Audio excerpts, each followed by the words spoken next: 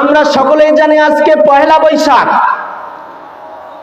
বাংলা নববর্ষের প্রথম দিন। আজকে এই পহেলা বৈশাখ আজকে হচ্ছে এই নতুন বৎসরটাকে বাঙালি জাতিরা গ্রহণ করলো। বিভিন্ন ধরনের গান বাজনা বাজিয়ে, ঢোল বাজিয়ে, তবলা বাজিয়ে এই পহেলা বৈশাখটা মানুষ উদযাপন করলো। এই পহেলা বৈশাখটাকে মানুষ গ্রহণ করলো। বিভিন্ন ধরনের মূর্তি বানালো, বিভিন্ন ধরনের পুতুল বানালো, বিভিন্ন ধরনের অপসংস্কৃতিমূলক কাজ করে আজকে পহেলা বৈশাখটাকে তারা উদযাপন করলো। অথচ মুসলমান মায়ের সন্তানেরা কখনো এইরকম ভাবে পহেলা বৈশাখ উদযাপন করতে পারে না। জোরে বলেন ঠিক কিনা?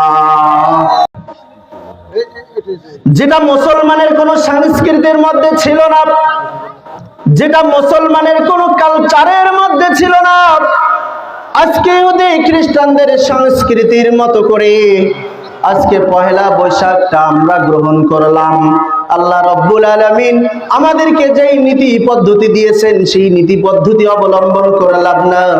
ইহুদি খ্রিস্টানদের পয়লা বৈশাখ উদযাপন করে কুলাঙ্গার মুসলমানের সন্তানেরা। জোরে বলেন ঠিক কিনা?